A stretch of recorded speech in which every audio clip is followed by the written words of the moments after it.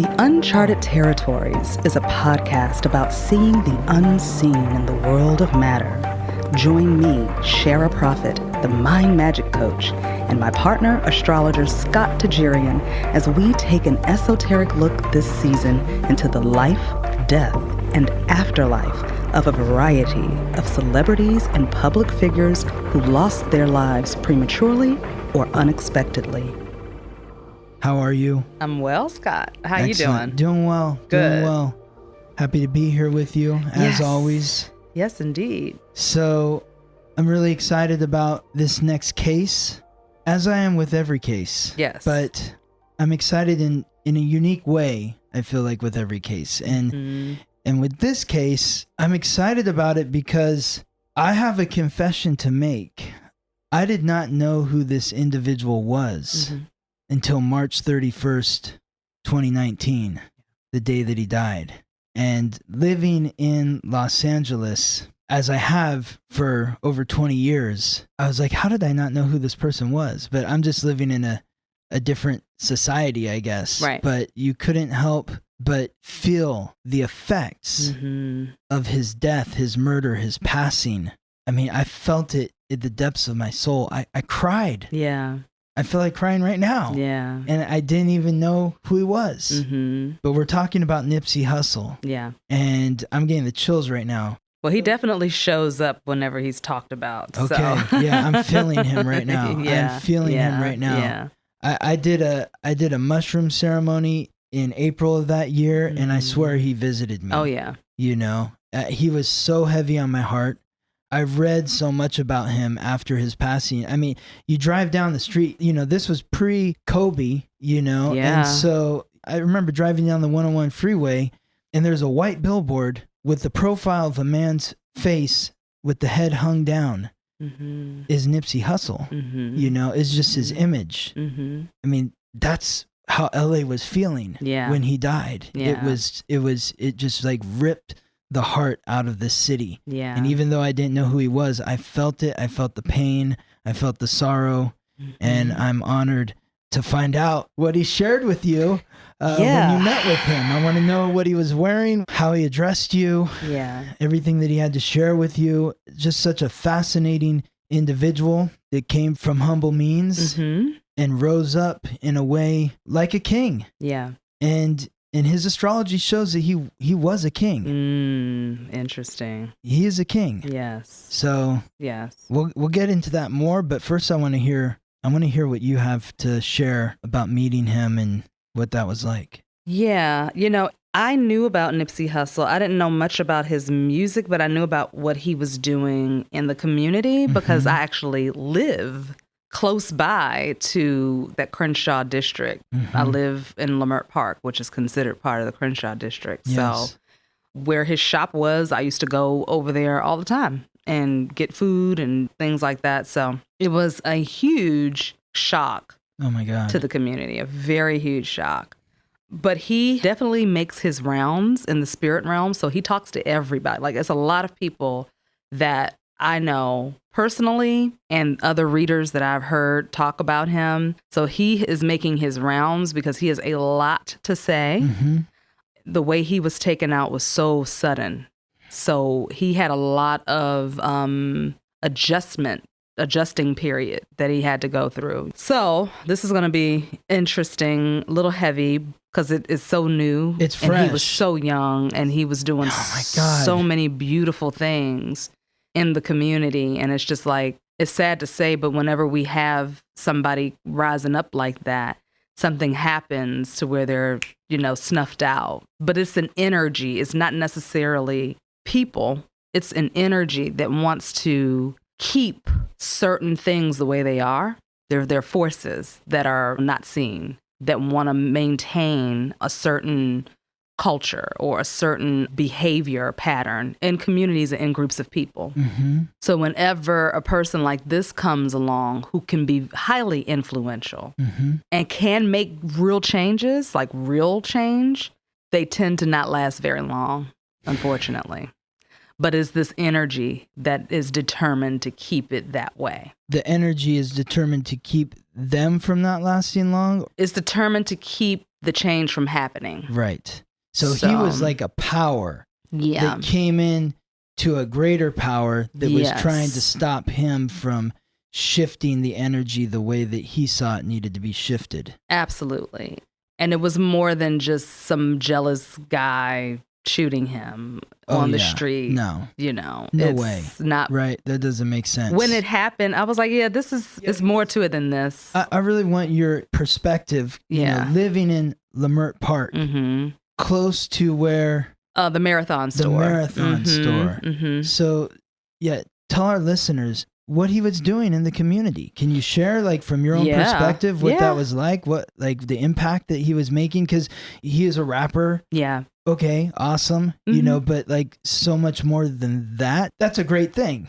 You're an artist. Yeah. You're creating. Beautiful. But he was also doing what else? Well, he was heavily involved in buying a lot of property and real estate and land in that neighborhood, and trying to keep it in the neighborhood and keep it from being turned over to, outside developers and things like that might come in and turn it into a condo or whatever, I know he had plans to build, a living, like a condo style thing, but it was going to be open to people in the community. Right. Affordable housing, And can I just jump in here? Because this is just one of those things where I hear white people say all the time, well, they should do this or they should do that. And here you have someone who was doing this and that. And then it got ripped from him. Yes. This happens a lot. It infuriates. It happens every time a community tries to raise themselves up. We think about Tulsa, Oklahoma. That was back in 1930s. It was bombed by the government. The Black Wall Street. The Black Wall Street. Yes. These bombed people by the government. Bombed by the government. Yes. And then people can keep saying, well, black people are lazy. They don't want to work hard. Yeah. And that's just a lie. It's bullshit. Yes. It's bullshit. Which is the craziest thing for me to think anyway, when you think about slavery. Yeah. If anyone's lazy, it's the white person that's in the house that's making the slaves do all the work, right? Like, how does that make any sense? And if black people are lazy, maybe they got a right to be. They did a lot of fucking work for like 400 years for free. Maybe they need to take a break. Exactly. Even though that's not the case. No. Even the hustler on the street is working hard. Is working hard. Because he has to. Yes. But this happens a lot in black communities. And I have had to tell a lot of my white friends. And like, I just had to like share articles and books and things. And they're reading and they're like, oh shit, I feel like an asshole now because I didn't know. It's like, yeah, this is real history. Right. They're not going to teach this in schools. Nope. You have to do some research. If you're interested, you have to do a little digging. Yeah, I had never heard of Black Wall Street until just a few years ago. Yeah. Because that's not something that's not you're not taught in school. No, they don't tell you that in school. Why would they teach that? No, exactly. It doesn't match the narrative of what's put out there about black people and black communities. It doesn't match the narrative. So why tell the truth about it? So when we have a person like Nipsey Hussle, and he's not the only young black person doing things like this in their communities. We're all over the place. Right. We are everywhere. I think what his downfall was that he got involved with Hollywood. Honestly, I feel like that's where the shit started. That's where his fall from his rise began. That? Yeah. Well, Hollywood has its own energy. Okay. If you are someone that is a self-made person and you are not down with the fuckery that you sometimes have to be down with, to be in these inner circles or to get that fame and that rise, it can be very dangerous for a person to know what you know coming in and seeing how things are really done. You know what you know. Then you're like, I don't want to do that. Right. But you've already signed your name.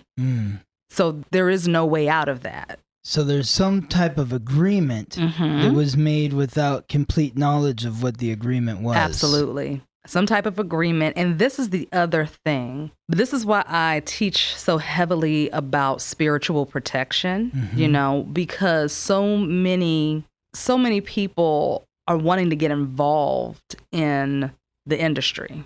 But you need to understand magic if you're going to get involved in the industry. Because they're working magic over there. Hollywood is actually the wood that the druids would carve into wands. Okay? Mm-hmm. So it's illusions, it's lights, it's the Luciferian energy, you know? Mm-hmm. And I love Lucifer. There's nothing wrong with Lucifer. It's just how people choose to use that energy. That energy is a trickster energy. It is an energy of illusion and beauty, and everything's not what it seems, right? Mm-hmm.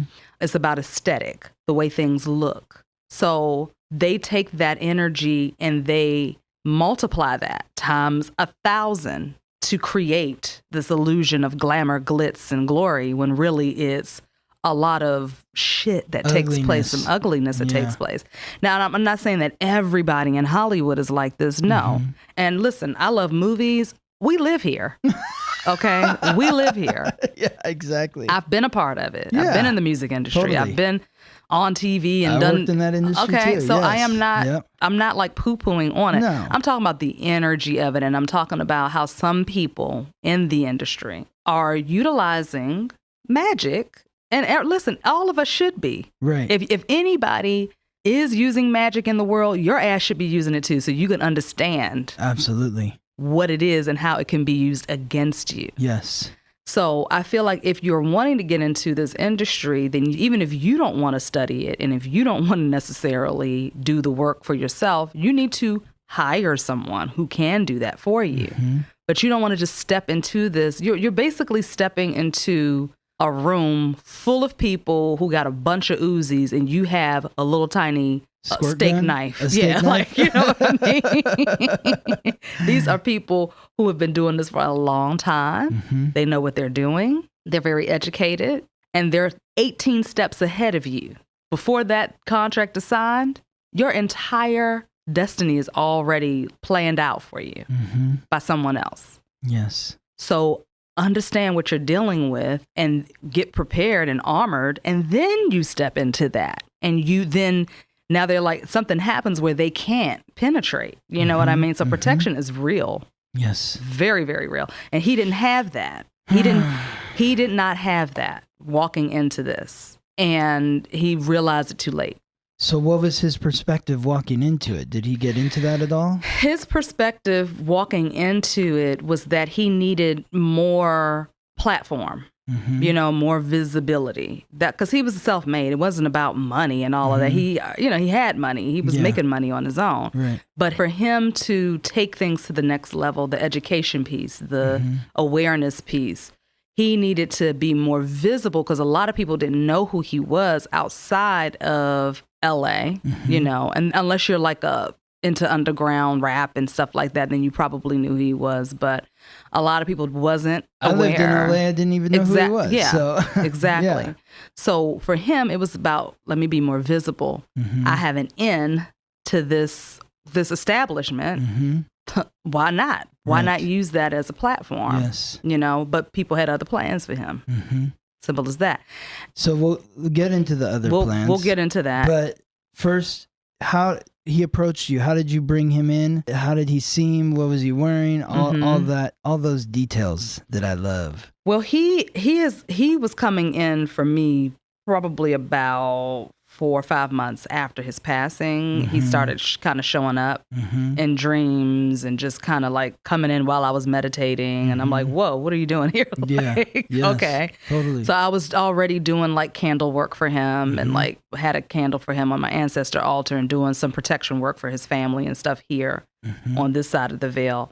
So when he did come in and I said, hey, I'm doing this podcast, I need to holler at you. And, you know, I want to get your perspective on this. I know you talk to a lot of people. So there's a lot of readers have done Nipsey Hussle. But this is what I came through with, what he came through to me with. So he came in carrying like this little keychain, and it had like a little green man on it. And the little green man, it was like the color of a lime green tennis ball, and it was felt, you know, that felt material. Sure.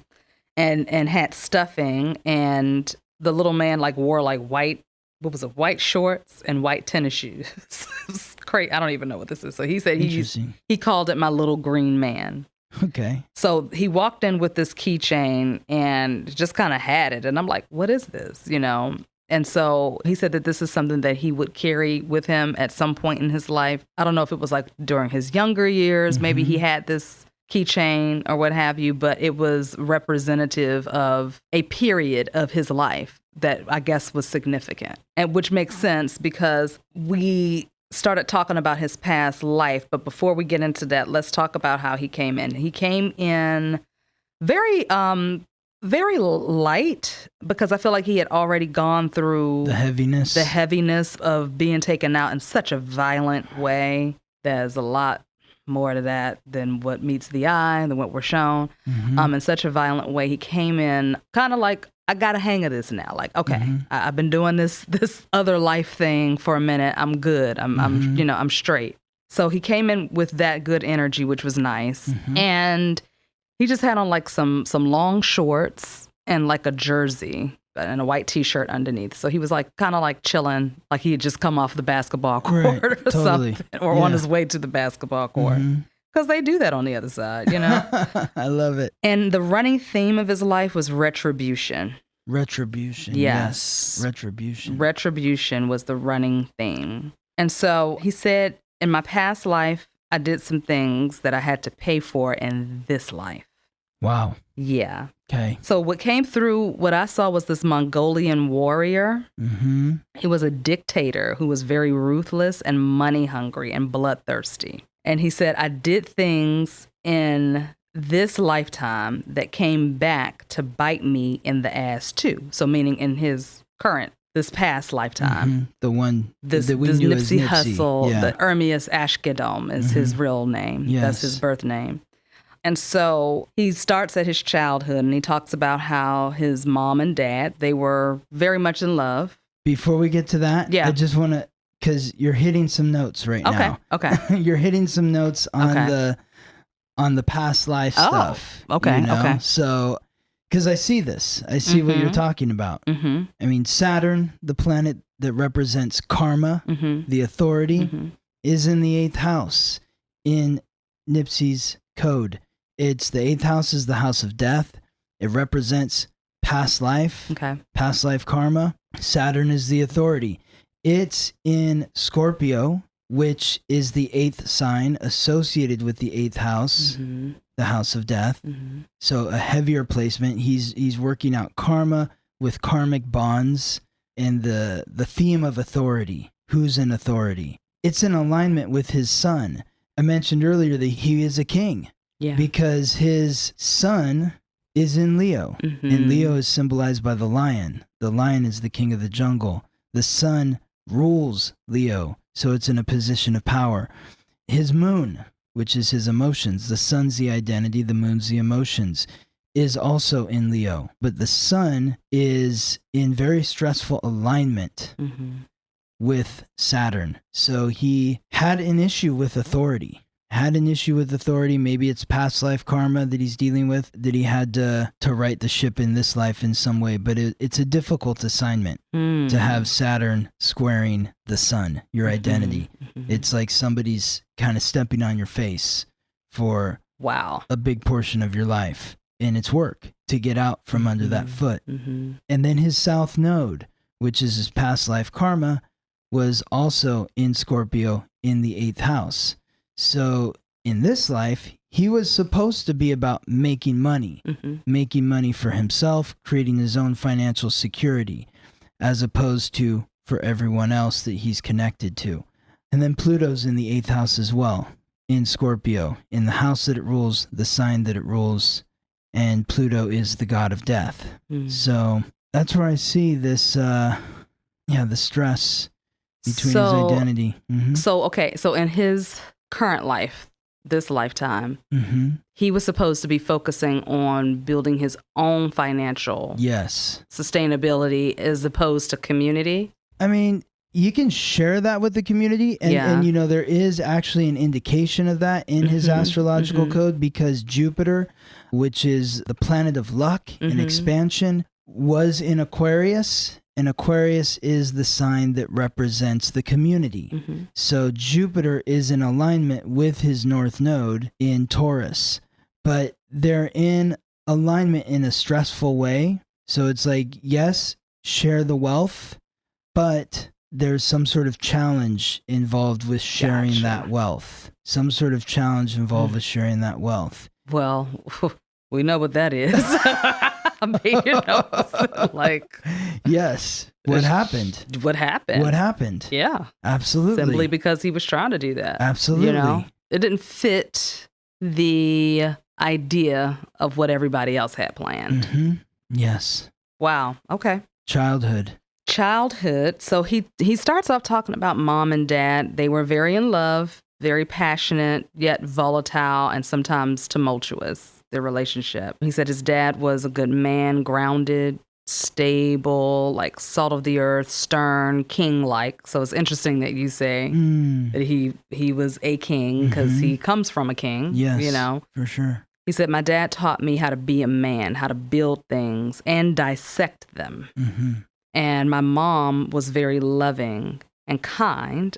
She doted on us when we were young, but when her and his dad split, when he was about 12, 13 years old, he said mom changed. She was sad a lot. Okay, so the dad helped him dissect things, you said. So that's interesting that he used that word because like Michael Jackson, Nipsey was also a sixth house son, and that's associated with the sixth sign, which is Virgo. So even though Nipsey was a Leo sun, he still had that Virgo energy where he could hone in on the details and really analyze what was going on. I imagine that's partially what made him a great businessman.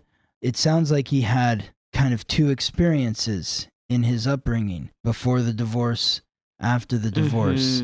And his fourth house is in Gemini, which is the twins. The fourth house is the house of home, which represents your upbringing, your childhood, your roots.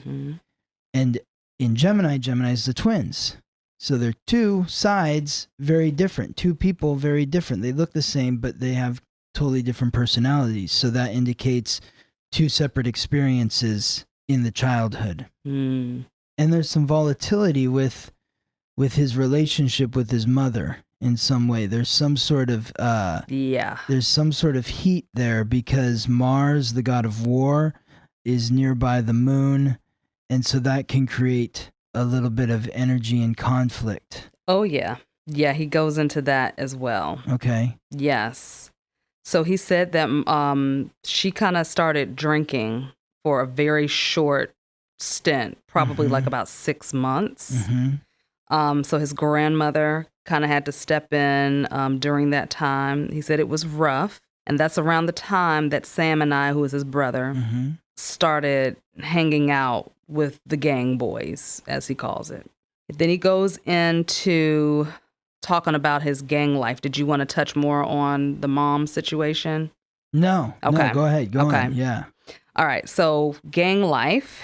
So when I asked him how he was initiated into the gang, he showed me a vision of him being dragged through a parking lot of his store.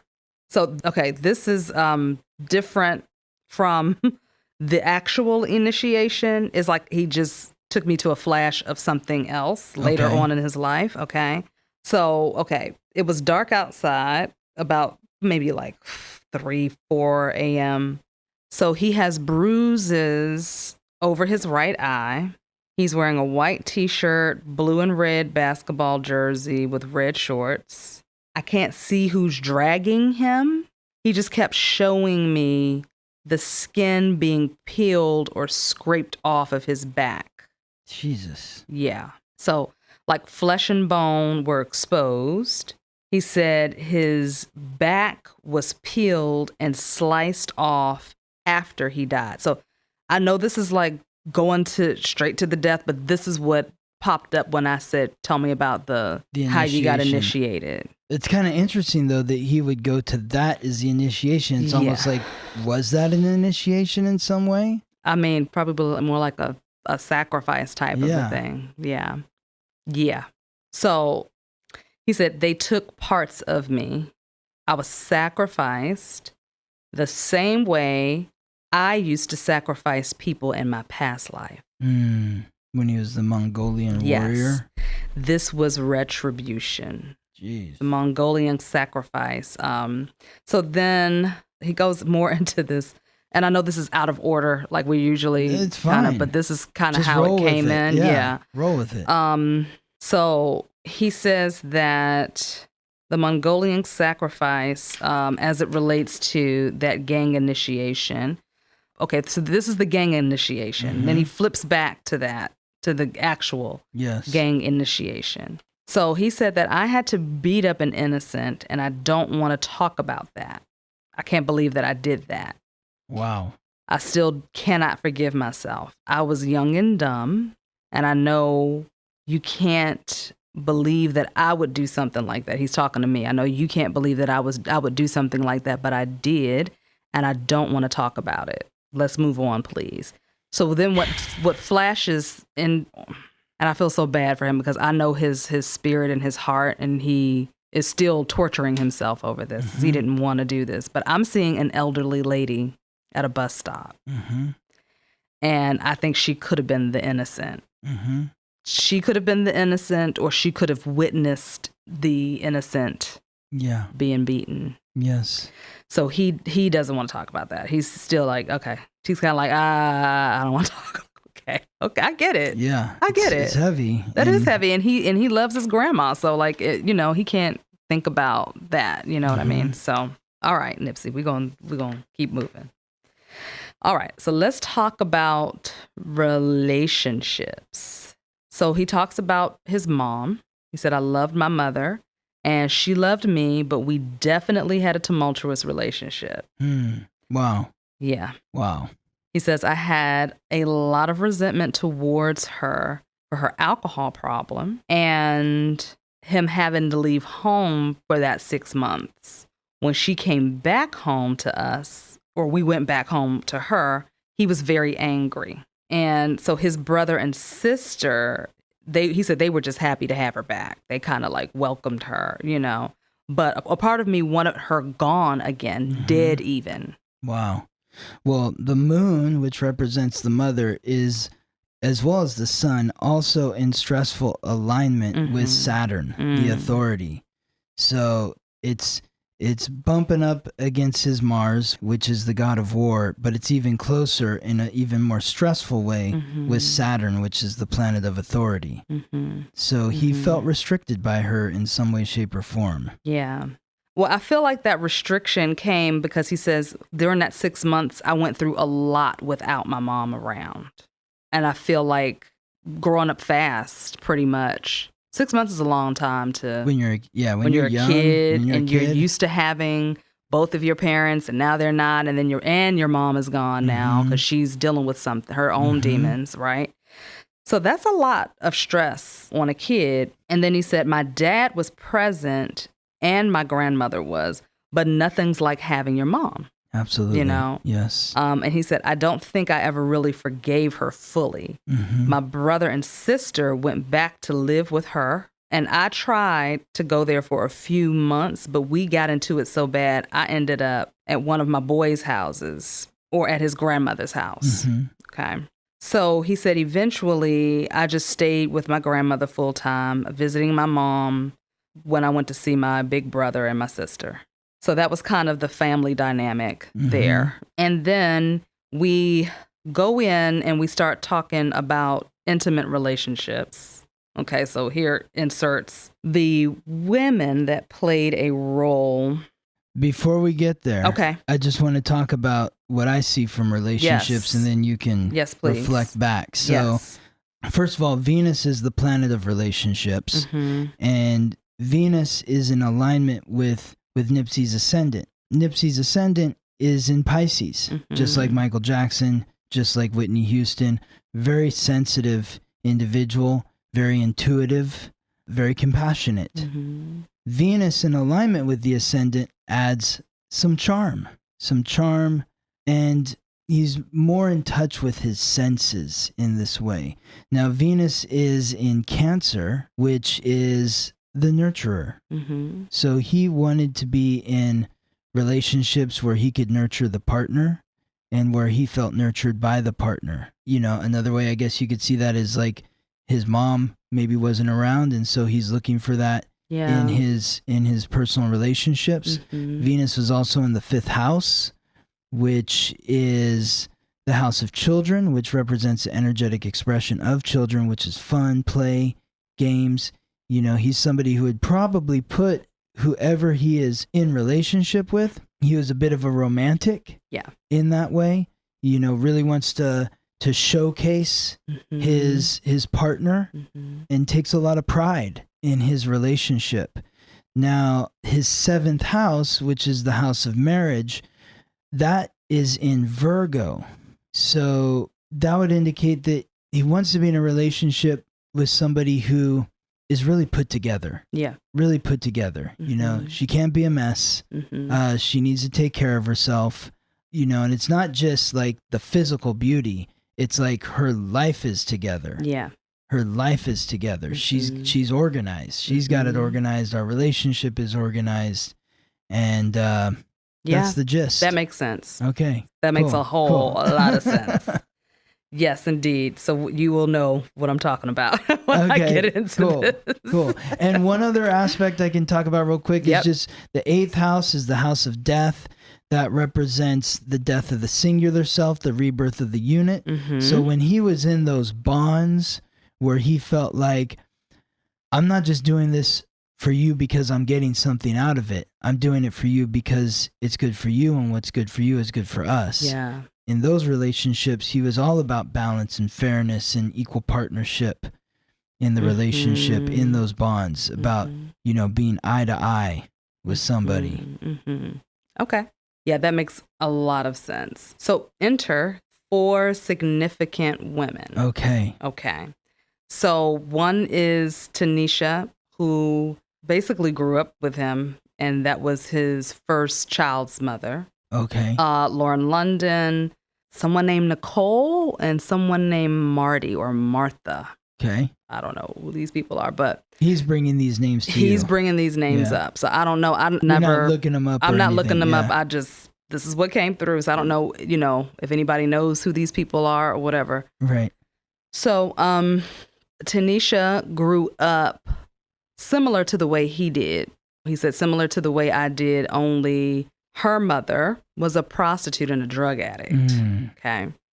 But I loved her the most of all of these women. No matter what, she always had my back. She was my best friend and my first child's mother. So he talks about Lauren London, and he said, in the beginning, I was really, really feeling her. I felt like she was different than any other girl I'd ever dated. The hood chicks he was used to. So it felt like I was in love because it was different. And then he said, I found out who she was about 2 years in. She kind of flipped the script on him a little bit, like she had personality disorder. That's what came through from him. Okay. So she wanted me to be and do things that I wasn't comfortable with. And I mean, I can't lie. I was attracted to that Hollywood shit.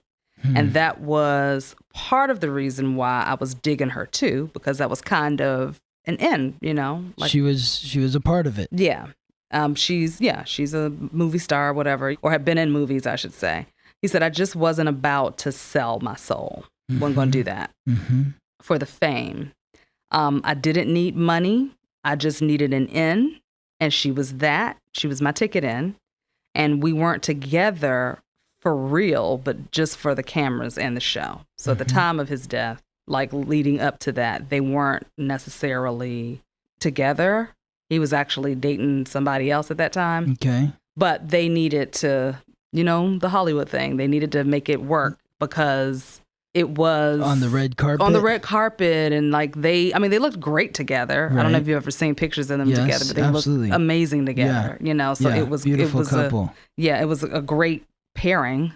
But he wasn't with her. Yeah, they were together, but they had broken up around that time. Around the time that he had passed? Yeah, they were not together. They weren't together. That's what he's saying. They were not together. Wow. Nope. Wow. He was dealing with somebody even else. Though they were seen together, because it was, you know, it's that Hollywood thing, It's like, you gotta, this is what the press wants to know. This is what we want the press to know. So you guys are a couple in the public. Yeah. But in the private, you can be whatever you want to be. Exactly. But in the public, you're together. Yeah. So they weren't in the best place, But I mean, couples go through that, you know what I mean? But if you've already signed deals and, you're coming out as this power couple and, you got something big cooking up, you got to build that momentum. Keep the heat. You got to keep it, keep it going, even if it's not real. It's illusions that we're working with here. Okay.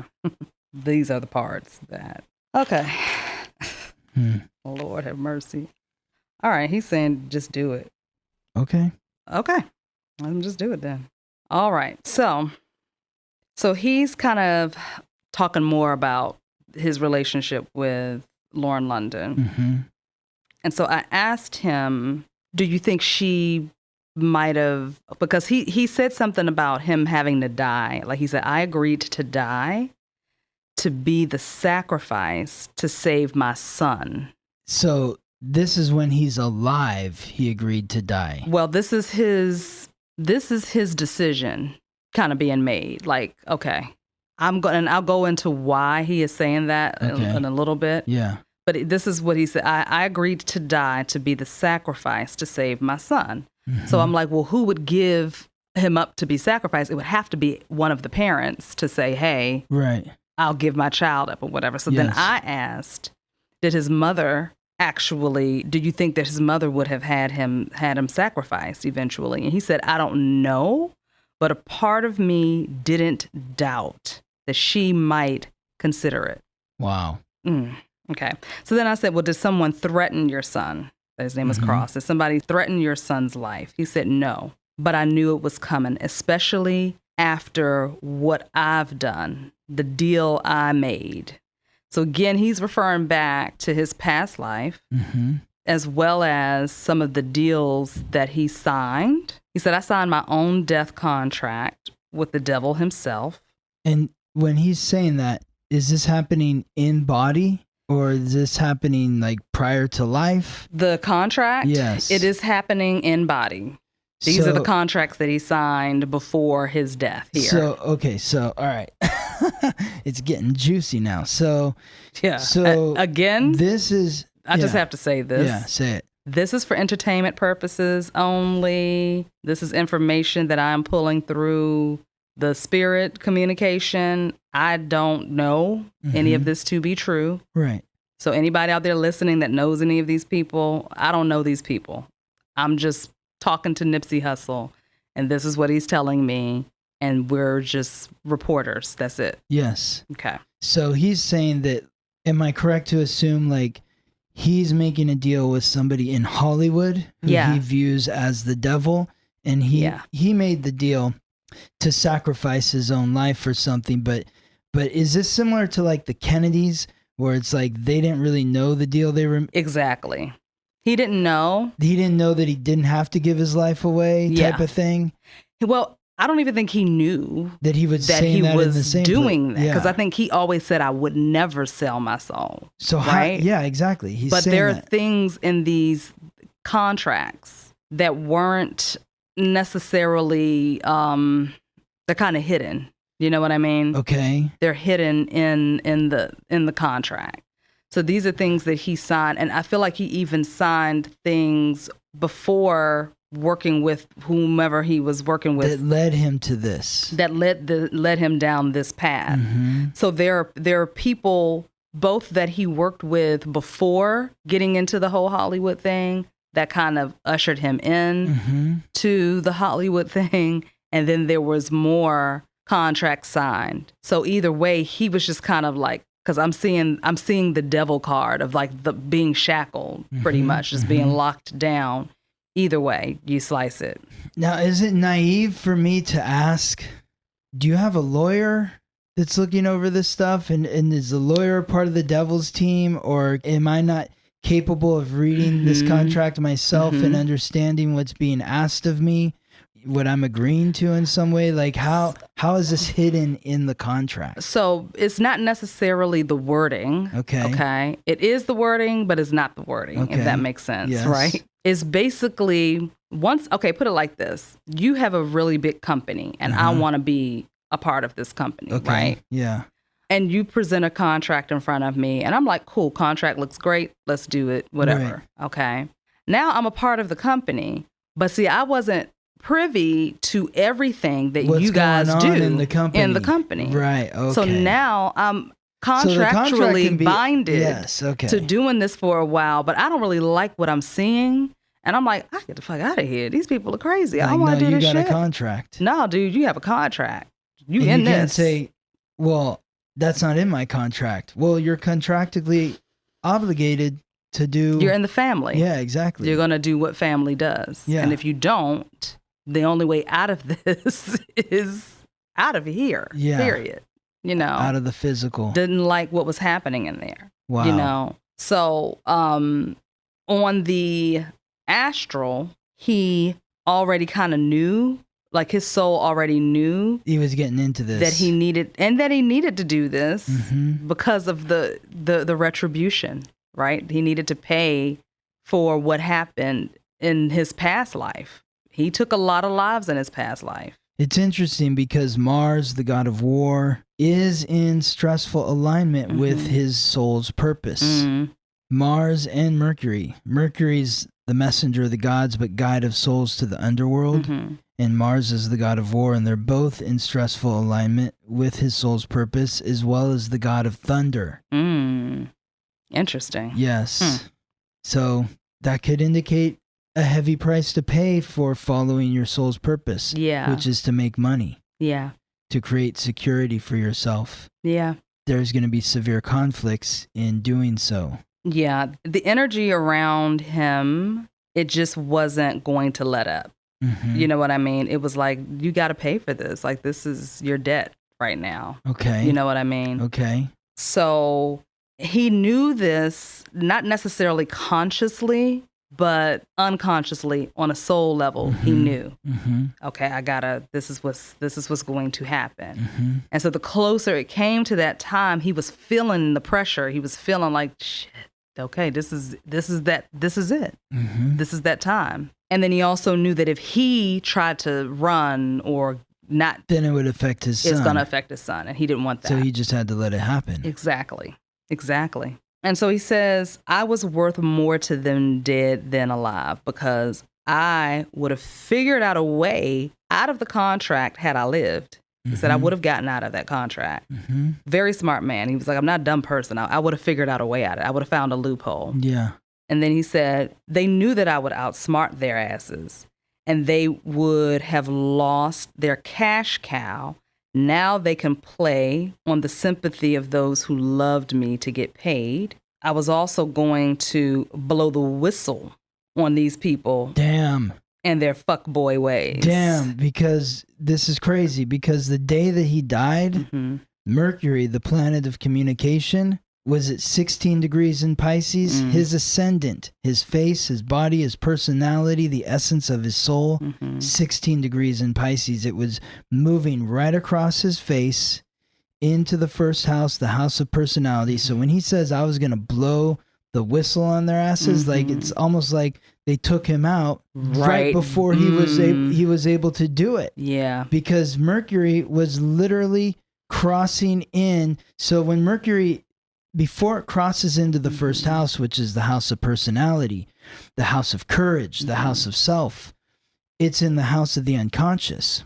So leading up to his death for 3 weeks, these thoughts had been going in his mind. Yes, absolutely. These thoughts had been going deep in his unconscious. He was connecting his unconscious to his conscious, thinking about how am I going to communicate? I'm getting the chills right now. Yeah. So how am I going to communicate this information that I have? And just as he's about to open his mouth, gone. Yep. Yeah. He said they knew. They knew it. They could feel it. Yeah. They could feel his resistance to playing along. It was just like, oh, I don't do this. I don't know. But like, this is not me, you know. And a lot of people bend because they want to belong and they don't want to feel like, oh, I don't want to make waves. Right. But he was not that person. He's a self-made man. Yeah. All he's here to do is I need your visibility portion of this shit. Like, I ain't really, I don't need y'all like that. I haven't needed you. Right. And still don't. I'm just looking for a faster rise to get more noticed so I can get messages out. Yes. And people will listen. Yes. But you have to play. You have to pay to play. You have to play by their rules. Yeah. Whatever that looks like, whatever that is, and he wasn't having that. So then we start talking about the Marathon store and the shopping square, right? So he says, my name was not on the properties, but my money was in it, which gave me a say in what happens to the property as an investor. I wasn't willing to sell out for the railway. So you see now what's happening over there. They're building in the railways. I mean, his store is gone. It's gone. It is gone. Yeah. They are not putting it back up. It is gone. They phased that shit out. Like the truth will always come out. Oh yeah. Because if you can't see it, you're blind. Everyone was talking when he died. We're gonna keep this going. We're gonna keep it going for Nipsey. This and that. And now the railway is going through his shopping center. Yeah. So we know what the real means to the end was. Yeah. And that's what you call it. It's an opportunity zone over there. So I live over there. So they're redoing that entire community. I mean, it's going to be totally different. His dream really didn't fit the mold. You know what I mean? It didn't fit it. No. So. No. Yeah. He had his own vision. Yeah. And it didn't comply with the establishment. So he said there was a lot of well-known people who have stock in that railway. Very wealthy people. They've been plotting on the Marathon store and the real estate in that area. Okay? Man, that's crazy. Yes. And so he keeps telling me I need to go watch this movie, The Dark Tower. And I watched it and I need to rewatch it because I'm like, I still wasn't able to pick up on what he wanted me to pay attention to. He said, watch The Dark Tower. It will all make sense. So I'm going to have to rewatch that. And we might actually have to come and like do a separate show on tying everything in to that. Because I watched it and I was like, what the fuck? I don't know. I took some notes, but I was like, this does not make sense. So I'm going to have to watch it again, take more notes, and then sit with him again and find out how this all ties in. What's that movie about? The Dark Tower? I don't know. It was like, it took place like on another planet. Okay. So it was like outer space type of thing. Kind of reminded me of maybe Star Wars-ish type of a thing. But what would happen was every time something would happen in this tower, like this tower kind of was like suspended in the sky. So every time something would happen in this dark tower, the other planet would start shaking. So it was just like whatever was happening, it was like an as above, so below type of thing. Whatever was happening up in the spirit realm or in the sky was affecting what was taking place on that planet. Okay. So I have to go back and watch and figure out, which is interesting because now that I think about it, they were supposed to be erecting a tower in his name in that square. So I just put that together. So I gotta sit with this a little bit more. So, this is wild, man. I asked him, did he feel like anybody that he knew had anything to do with his murder? And he said, hell yeah. There was a woman that was close to him who knew that there was a plan against him, but he said she was just a pawn in the game of chess. They played on her greed and need to be Hollywood, and they used her. She fell for it, and she was also messing around with some of these guys too. Okay. So I asked him subconsciously, how do you think your programs played out in your life? Because that's a big thing. I mean, the way it ended is like, fuck, like what were you thinking about? So he says, again, retribution. I had to pay a huge cost to redeem myself from my past transgressions. A lot of the people that I was helping or tried to help in my community in this lifetime, I actually killed them or their family members in my past life as that Mongolian ruler. So he was here really trying to redeem himself. Like he was trying to make it better. Like, okay, I did all of this horrible shit.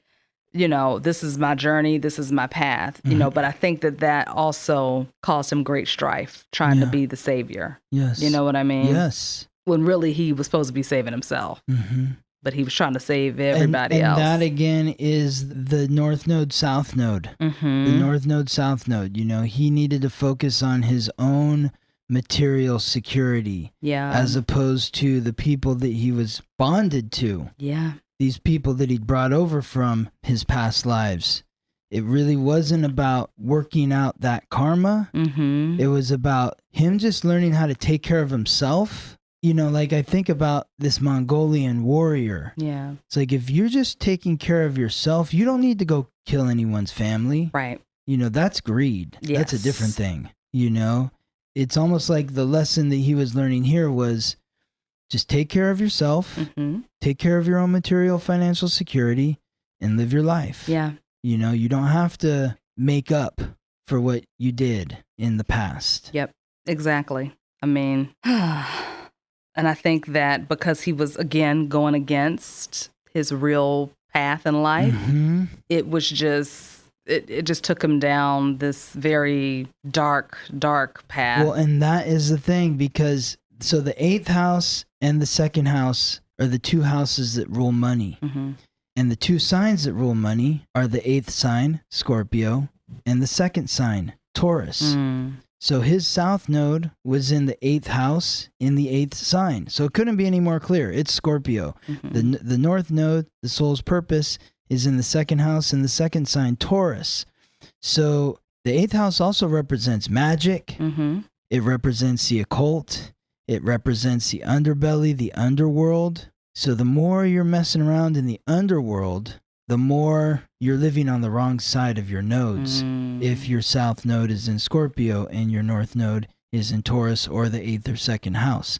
And the reason why Scorpio is money and Taurus is money because Taurus is the bull. The bull represents Wall Street. Scorpio's money because Pluto is the planetary ruler of Scorpio, and Pluto is lord of the underworld. And the underworld is where we find diamonds, gems, precious stones. Yes. So he was dealing in the underworld. He was creating bonds with people that involved his money and their money. Yeah.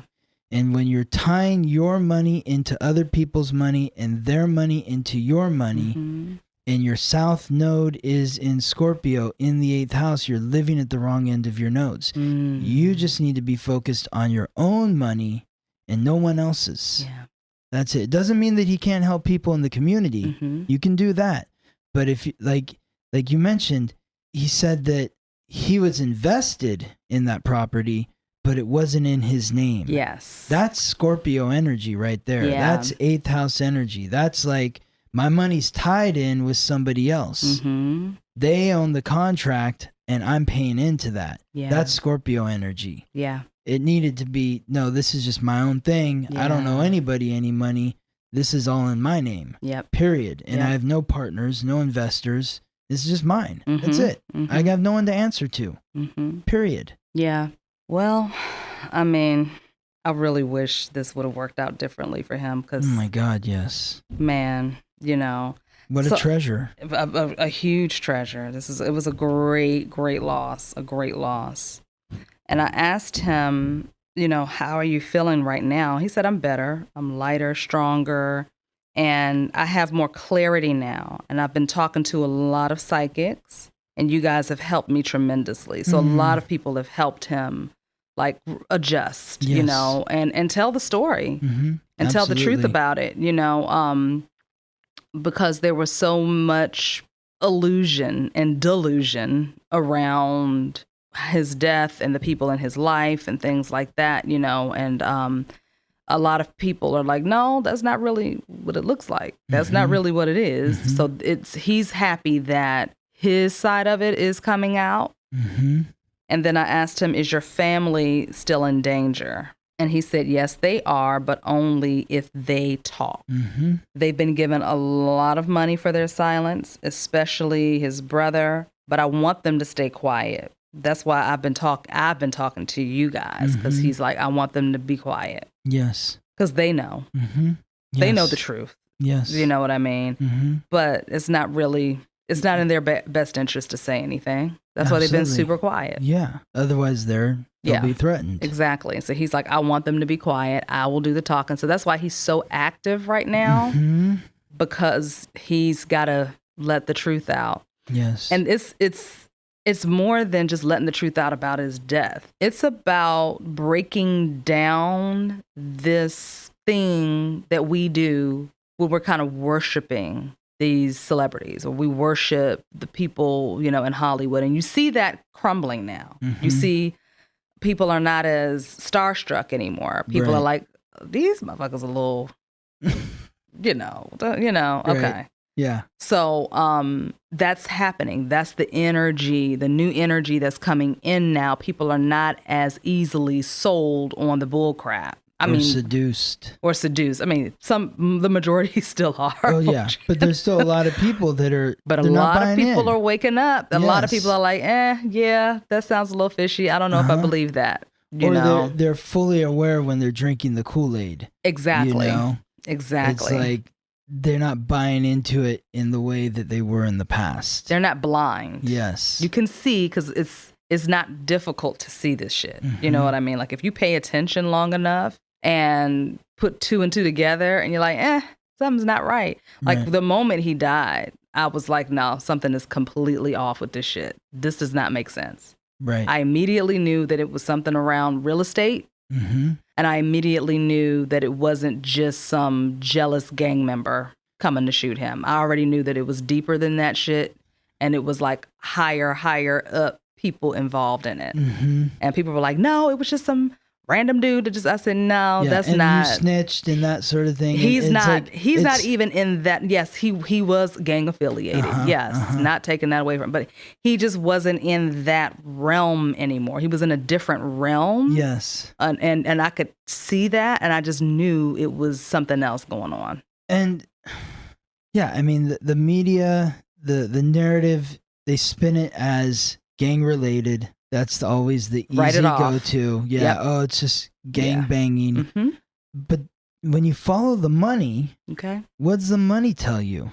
Why isn't Marathon still there? Why aren't those stores thriving? Why aren't the people, whoever they were, I don't remember, but I remember the message being, we're going to continue his legacy. Yeah. And that area is his legacy, and now that legacy is going to be a railway. Is that what he wanted? No. So it's not his legacy. No. So what else is going on there? That's a lot going on. Exactly. It's a lot going on there. Exactly. I mean, and the trial is still happening. We haven't even heard about the trial. Like, I just looked it up today, and it said that it's going to be delayed another 30 days because the judge retired. Yeah, well, how does that? That's convenient. Shit how does a judge retire during the what? This shit is wild, man. Like it's been 2 years. Yeah, and still on trial. Still trial hasn't even started yet. Is that? I don't know. Is that normal? That seems weird. No, it's not normal. It's just somebody is pulling the strings. Somebody who can afford to and has the power to is pulling strings right now.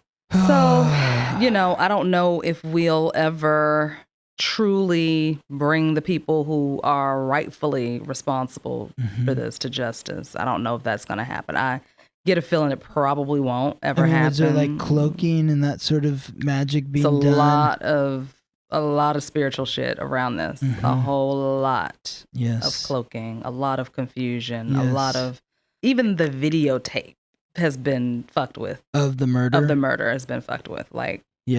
So the time of death, all of that stuff is off, off. And he didn't have any bodyguards with him at the time. No. Which is interesting. So I don't know what that means. Well, he was at his store, but he did usually have somebody there, and they weren't around in that moment.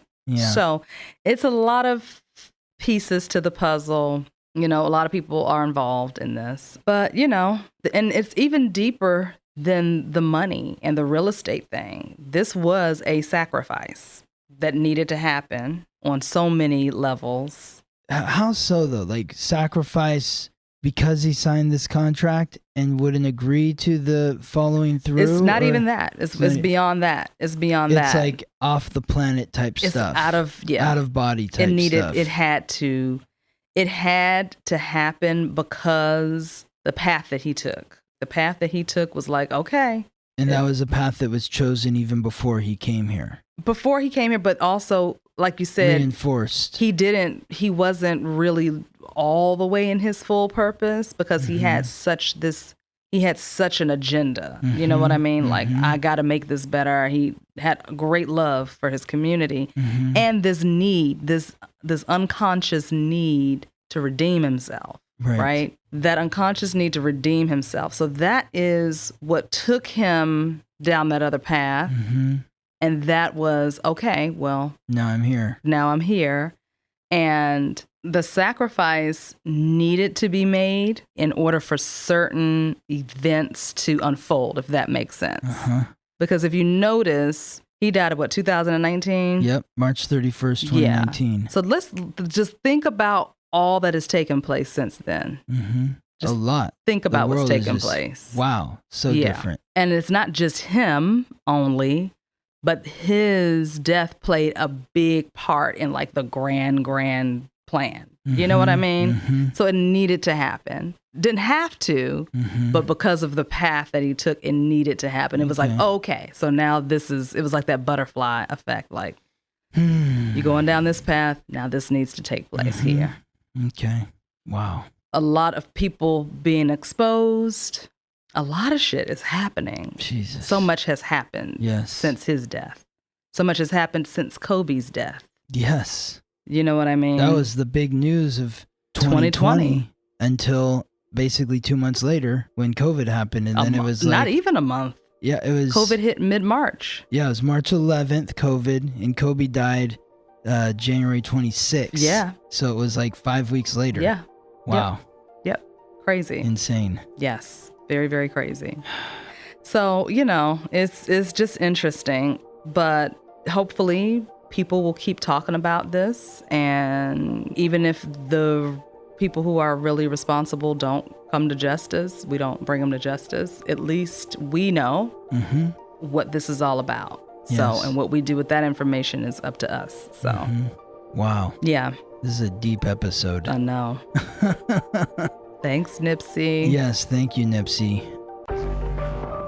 You've been listening to The Uncharted Territories, where we see the unseen in the world of matter. If you would like to support the podcast, subscribe. We've talked a lot about the subconscious mind and the importance of healing our wounds from the past. As an energy healer and a certified hypnotherapist, I help people understand how the mind works so they can harness the energy of the subconscious and tap into their inner power and make those positive long-term changes in their lives. If you're ready to make that change, you can book a session with me by connecting at opendoorhypnosis.com. I look forward to working with you.